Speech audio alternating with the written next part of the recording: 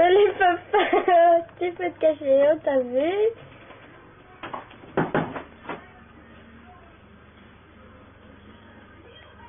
Et voilà, la télé en arabe.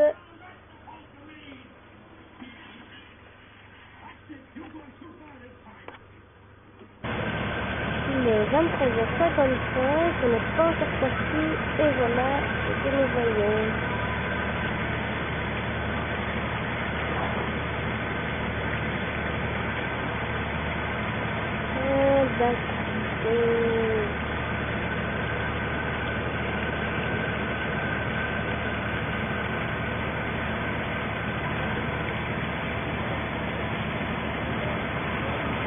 Il est 7h moins 25 et voilà que nous pouvons voir de notre chambre.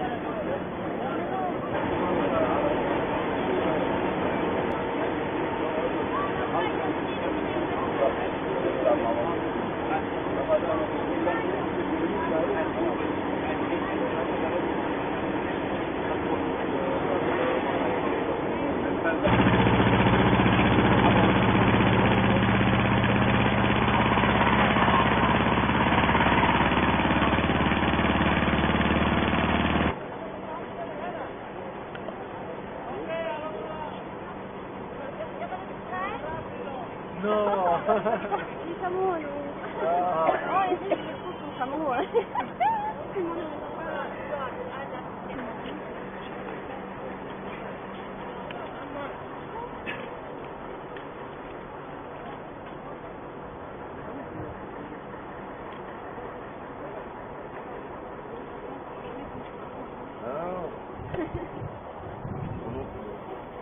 Je voulais pas de côté.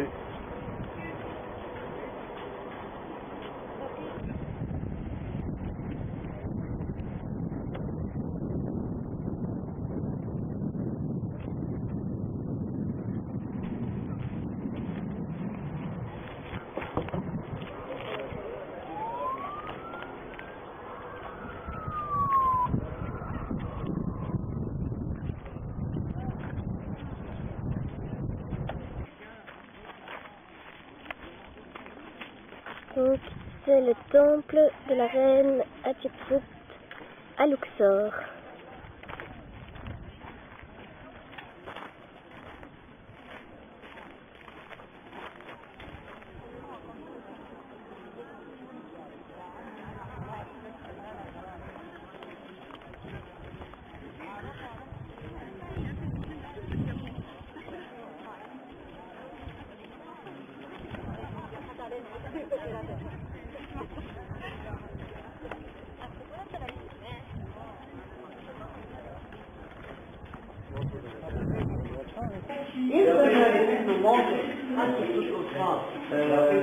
le vote sur sa terre n'est pas effacé.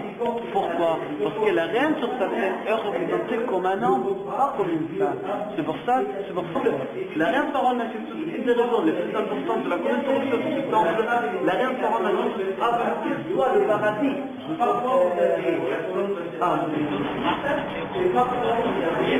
Voilà, c'est là, c'est la partie blanche, tu vois. Et là, c'est la partie verte, mais un peu foncée. Et le cubadium, c'est la partie marron. Vous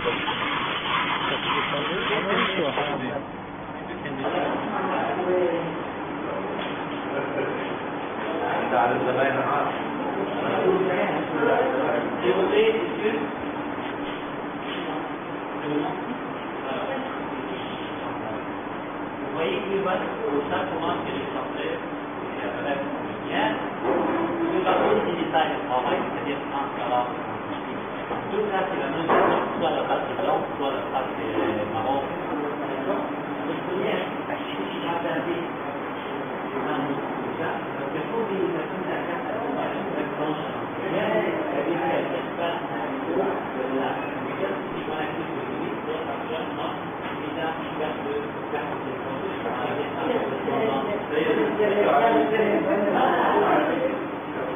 là-bas, aussi, il y a une petite marron. Et toujours, vous voyez, c'est la qualité de gestion, sans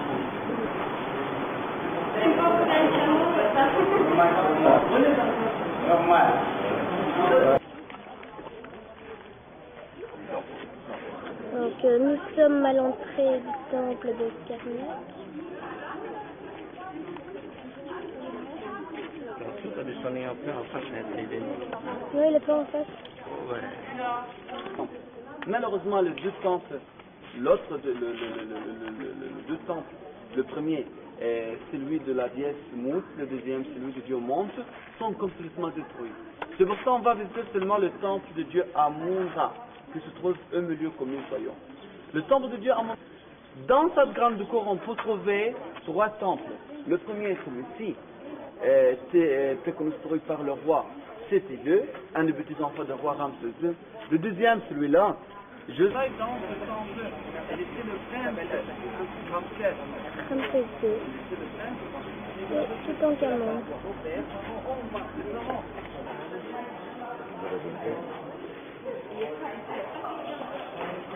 Oh là là, incroyable. Je n'avais pas imaginé par arriver avec une colonne.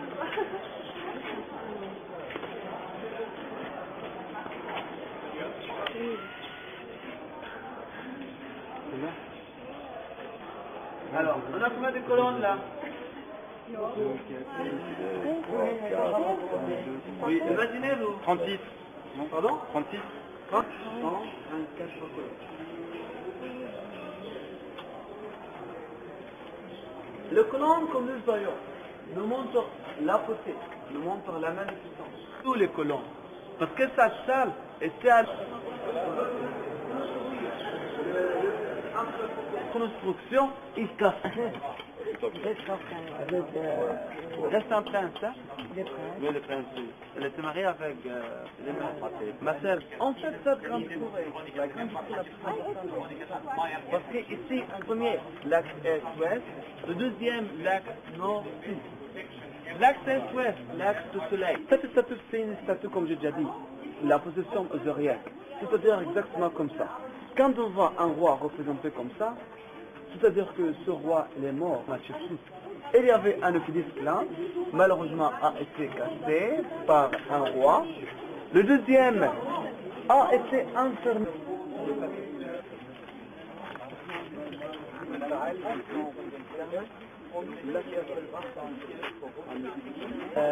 25 tours pour le Karnak. Faut pas avoir peur de jouer quand pour 2 jours, c'est pas grave. Prends en jeu, alors c'est terminé.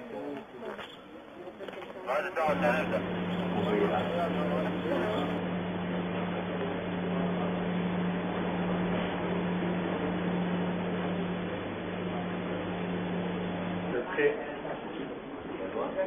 Alors, on se voit ici. You bust Galicia.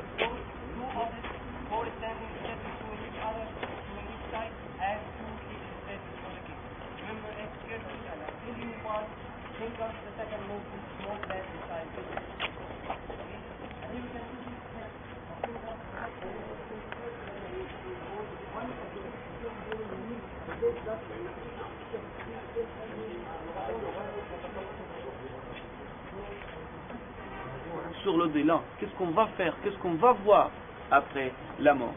Une chose très très importante ici dans ce temple, la construction. Dans le temple de Karnak, j'étais sûr, quand je disais, je sais bien quel roi a commencé le travail, le roi Senusserre Ier, mais je ne sais rien, je ne sais plus quel roi a celui qui a terminé le travail. Maintenant, regardez bien cette allée du 5, le temple de Luxor devant le temple de Karnak. Oui. Nous voyons la tête humaine, parce que le temple de Luxor, la maison du roi, c'est pour ça c'est normal, c'est logique de donner les 5 ici, les têtes humaines. Cette allée de chapelle, on peut trouver une statue de la déesse Isis. Et on peut imaginer les 80 voies autour les deux socles des deux obélisques sont représentés priant au soleil devant le dieu, devant le roi Ramsès II, le fils du soleil, le fils de Dieu Amon-Ra, pendant ses visites, surtout pendant la grande fête de la construit. Le premier pilon, la grande cour à ciel ouvert. Dans cette grande cour, il y avait presque 73 colonnes. On déjà toute la réforme fermée comme nous voyons, entre lesquelles il y avait des statues. Toutes les statues faites en granit rose. Le grand pouvoir sur le trône de l'Égypte par l'égyptienne, au champ, la mythologie égyptienne. Même aussi, elle était très intéressée de construire un chapelet. C'est pour ça les musulmans, ils ont construit leur mosquée en haut, comme nous voyons. Parce que cette salle est complètement enchaplée, une copie de...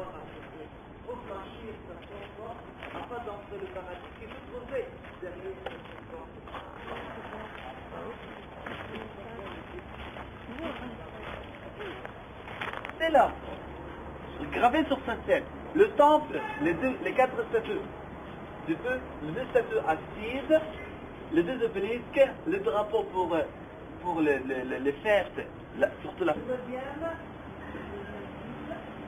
s'appelle la question de notre pouvoir, avec une grande importance dans le corps de roi. C'est pour ça que nous voyons dans toute sa beauté, comme la femme. Le trône est décoré par une scène qui s'appelle la scène de la table. C'est-à-dire la réunion sur sa tête. Habi est représenté comme nous voyons. Il y a les 2 tiges. Il y a les tiges de lotus de Saint-Paul de l'Haute Égypte. Avec leurs noms sont gravés dans leurs cartouches. Mais ce n'est pas le cartouche sacré, ce n'est pas le cartouche royal. Encore une fois, c'est le roi qui a donné le roi.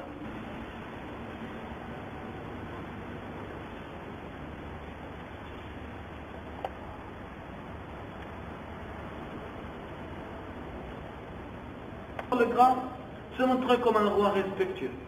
La règle, respecte tous les dieux égyptiens, surtout le dieu Amon-Ra. C'est pour ça le grand prêtre du dieu Amon-Ra l'ont déclaré comme le fils de Dieu. Pas comme un roi grec par exemple, pas comme un roi ptolémée. Le représenté comme un pharaon. Ici, le représenté comme nous voyons.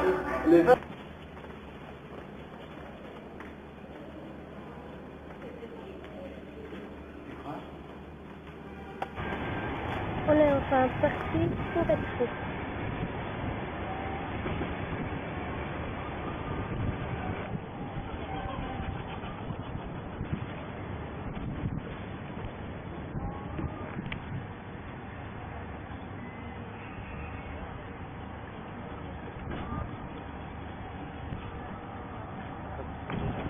La piscine.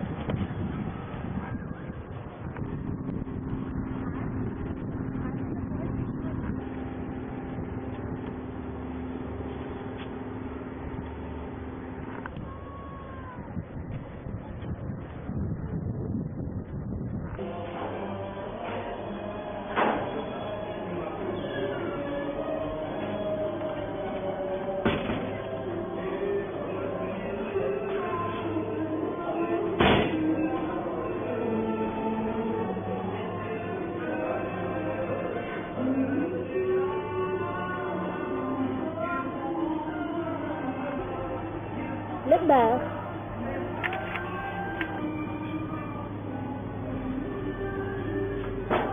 Le préparons et mélangeons. Les tailles.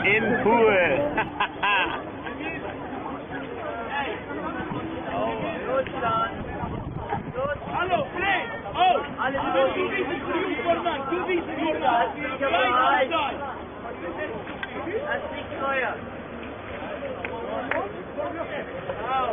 Bigger one for you.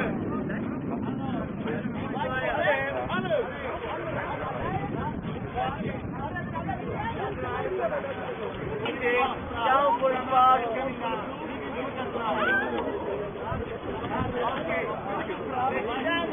Eine bite.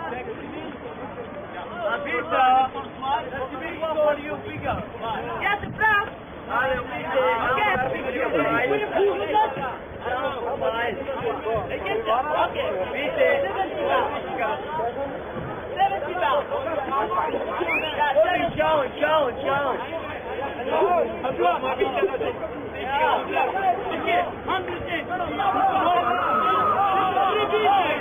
I'm gonna bring the bird. Listen to me. Oh, please. Hello. Please. Let's go. Open. Einer Frage for Max. Open. Down.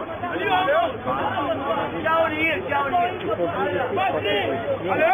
Push back.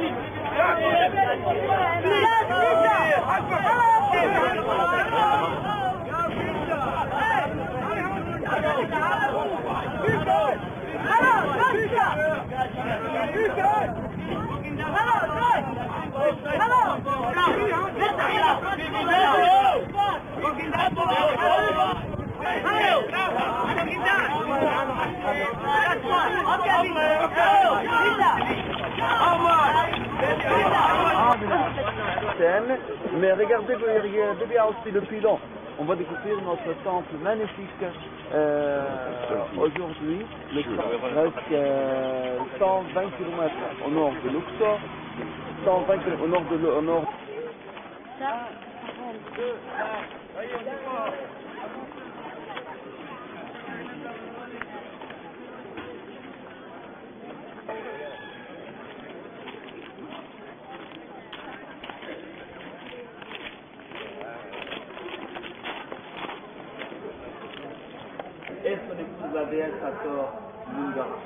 Alors, regardez bien le roi pendant le premier jour, qu'est-ce qu'il faisait le roi pendant le premier jour? Pendant le premier jour, sa place importante dans le cœur de tous les égyptologues égyptiens d'une barque sacrée. Les têtes, comme nous voyons les têtes de faucon, le symbole sacré de Dieu au Cosmos. Mais le plus important, regardez bien la couleur bleu là, c'est un scarabée, le symbole de la protection, pour protéger. C'est tout que c'est une bonne visite dans ce temple. Exactement. Ce temple le mieux conservé en Égypte. Le temple qui a vraiment sa magie, son charme. Ce temple magnifique, le temple d'être. Alors, je vous donne presque 20 minutes pour faire le bouton, pour redécouvrir. Regardez ma société. Allez,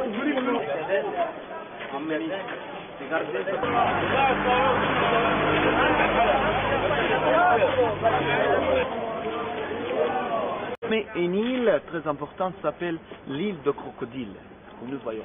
Exactement, cette île s'appelle l'île de... Posée sur l'île, sur cette île, les habitants du monde croyaient que cette île était comme les maisons pour le coup, de considérer le dieu de Calypso.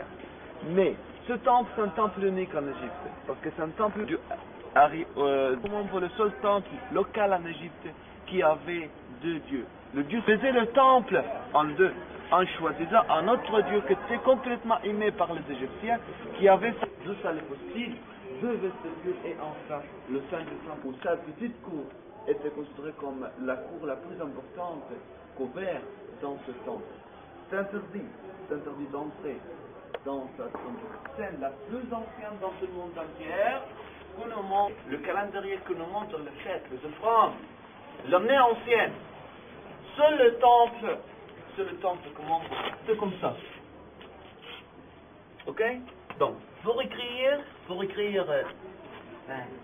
Exactement. 3 signes comme ça, 200. Alors, enfin, un signe comme ça, 1000. 2 signes comme ça. Ok. Un signe comme ça, c'est-à-dire Bahir, le dernier jour. Un signe comme ça,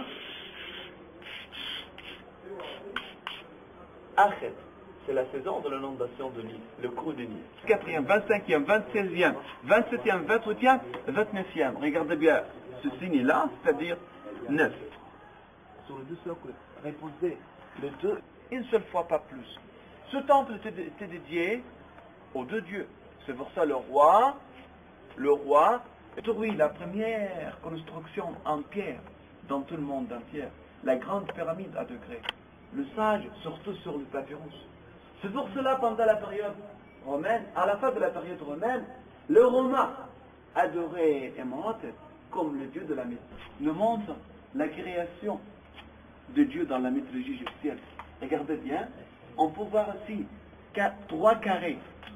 Le premier, comme nous voyons, c'est le dieu Amun-Ra. Et après ça, la deuxième nous montre la femme Amun et le fils Khonsu. Et des pinces, des scalpels, comme nous voyons. Des ciseaux aussi. L'instrument chirurgical. C'est-à-dire que ce temple est considéré comme l'hôpital, sur la chaise de l'accouchement. Les yeux, pendant les 14 batailles contre son oncle Meshafet. C'est pour ça, le dieu Amun-Ra, chrétien. C'est-à-dire que les premiers chrétiens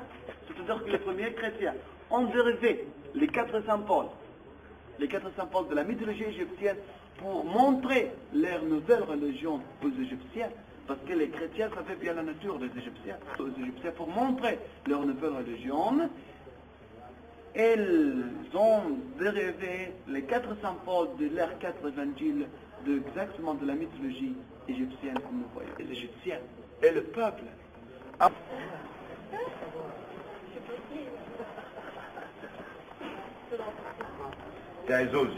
Alors, commencez-vous voir maintenant de voir la Cléopâtre. 2 reines s'appellent Cléopâtre. C'est la reine Cléopâtre II et la reine Cléopâtre III. Les 2 reines étaient considérées comme des femmes, les femmes de Dieu, les femmes de roi Ptolémée 11, qui représentaient là, comme nous voyons. Pourquoi? Parce que les visages ici, l'école de l'art pendant la période ptolémaïque en Égypte, toujours raconte la vie, raconte la joie, raconte notre vie. Par contre, pendant la période ptolémaïque en Égypte, le premier jour de règne d'un roi était le jour le plus important. Celui qui accepte ce roi comme le roi de l'Égypte, il va rester comme ça. Il va rester avec tout le grand pouvoir, toute la stabilité sur le trône de l'Égypte. C'est pour ça, sur cette scène, on peut voir le premier jour de règne de construction représentante dans ce temple. Parce que le crocodile avec... Ils sont bien... Oui, ils sont vraiment bien. Alors, c'est un tronc d'arbre qui ressemble à un crocodile, en fait. Bon, bien, on va pas l'envoyer au manger demain.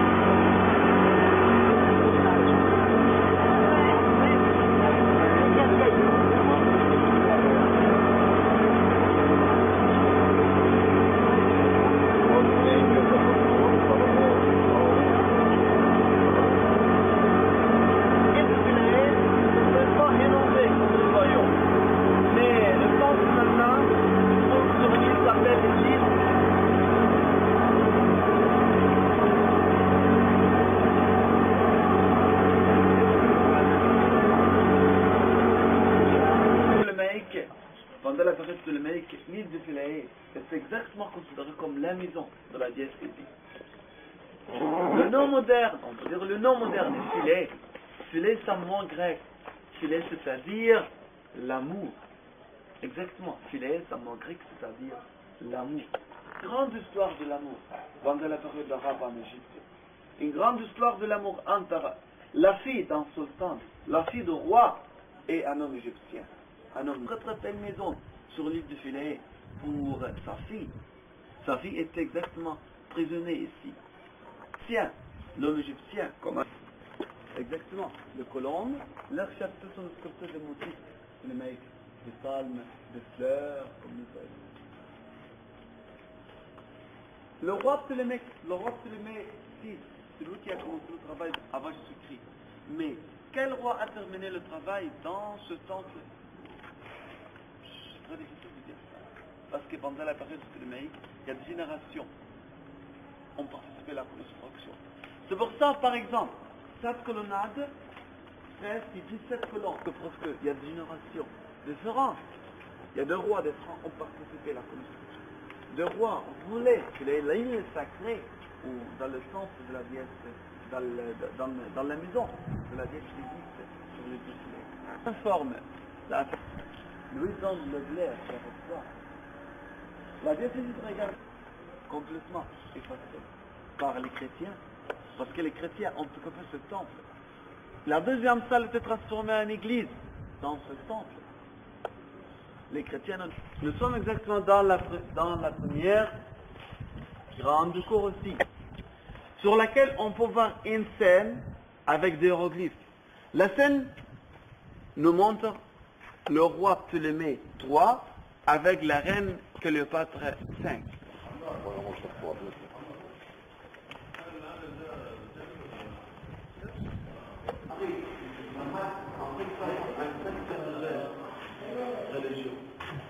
Pour le christianisme en Égypte, entre l'ancien Sinaï et le nouveau Égypte.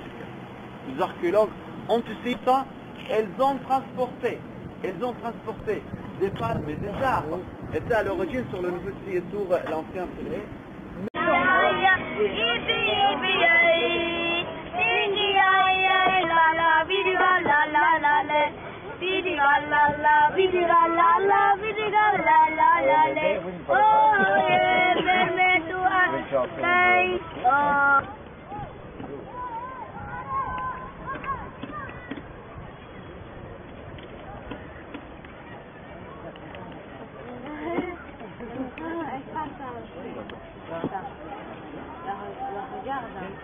Je dis, je ne l'ai pas.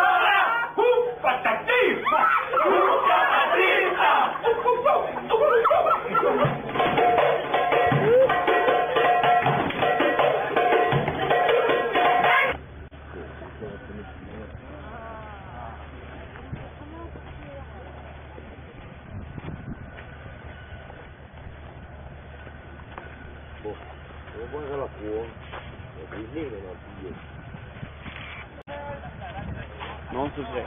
Incroyable. C'est incroyable. Non, c'est vraiment splendide. J'avais un peu peur. Peut-être déçu après toutes les régions qu'on avait vues. Je me suis dit peut-être c'est l'idéal.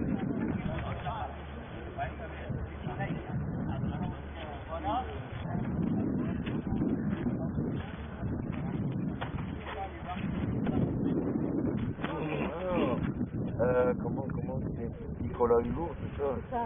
Et Nicolas Hulot, allez, vas-y. Vraiment turbo, hein. Choya.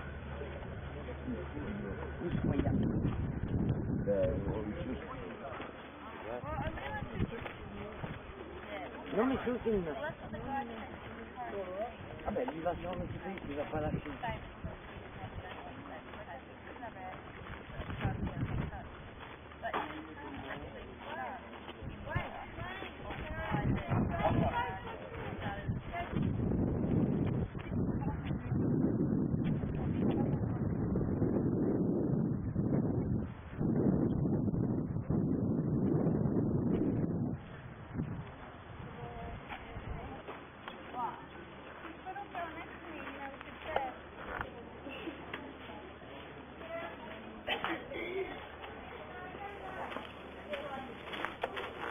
Non, mais ça va bien.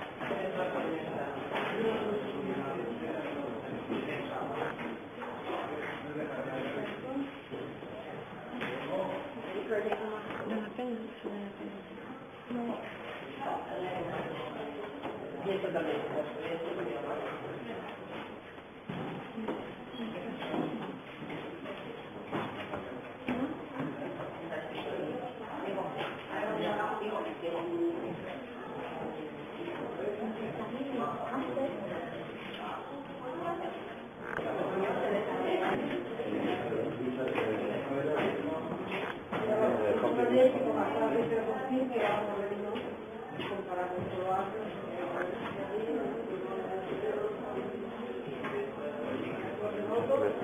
photos, allô? Non, je sais.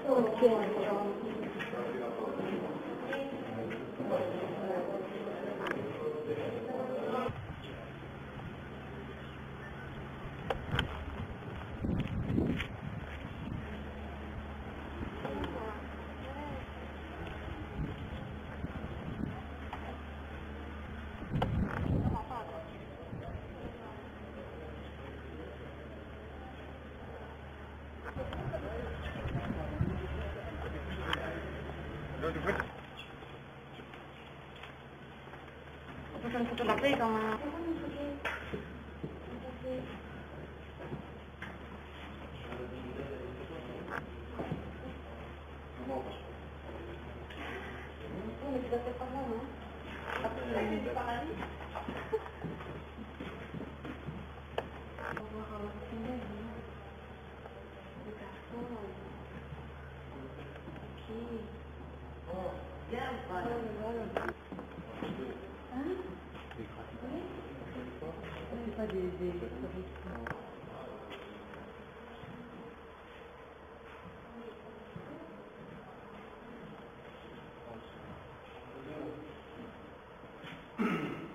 Vous voulez que je fasse une photo de vous deux?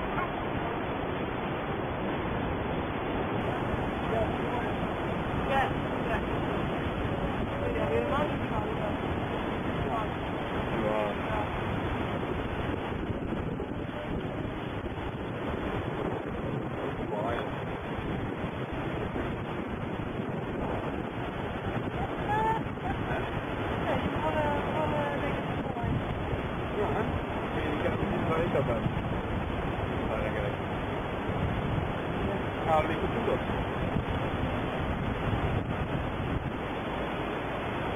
dans la grande cour de ce temple voyaient la création de rois comme de dieux après leur mort. Dans ce temple, le temple de Dieu qu'on nomme, les grands prêtres croyaient que c'était la naissance des hommes. Et la naissance de tout le monde était ici, dans cette salle festive. C'est pour ça qu'on va découvrir une série de bas-reliefs, la série la plus importante, jamais gravée dans tout le temple en Égypte. On a combien de colonnes dans cette salle festive?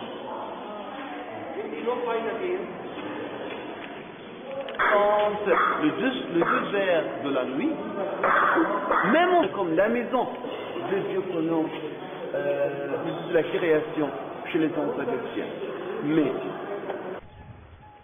de représenter Sana, ses ennemis par les cheveux comme nous voyons, devant lui le Dieu qu'on nomme. Le Dieu qu'on nomme le 8 donne, comme l'habitude, le glaive de la victoire. Juste derrière le Dieu qu'on nomme, on peut voir la dièse tekmen, la dièse de la guerre. Nous voyons avec la tête de Dieu. Le Dieu qu'on nomme est représenté avec une couronne complètement différente. C'est la couronne de la création, décorée par le copra royal, comme nous voyons. La dièse tekmen est représentée avec la lune sur la terre, comme une dièse aussi, comme une dièse de la lune chez les enfants égyptiens, comme nous voyons. Ils sont en train, comme nous voyons, de manger ses ennemis. Donc, ça seul nous montre la force, la puissance de ce roi Ptolémée est en train de manger ses ennemis grâce à l'aide de Dieu qu'on nomme, qui lui donne le glaive de la victoire. Un scène comme ça est exactement la scène de la pouvoir, de grand pouvoir, la scène de la puissance du roi Ptolémée sur le trône de l'Égypte. Bon,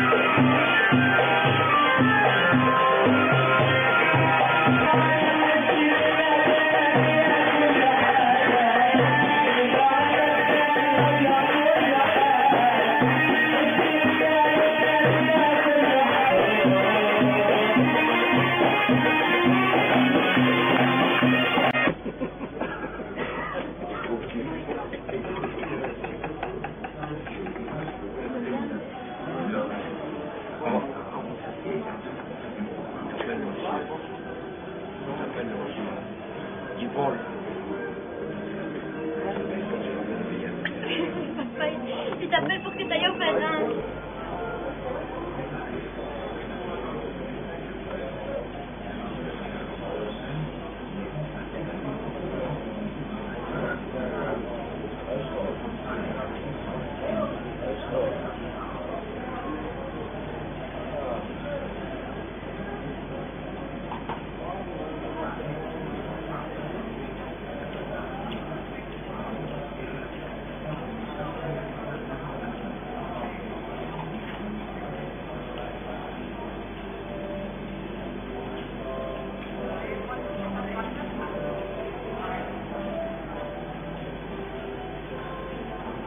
Ok. Ok. Si tu préfères là, Ok.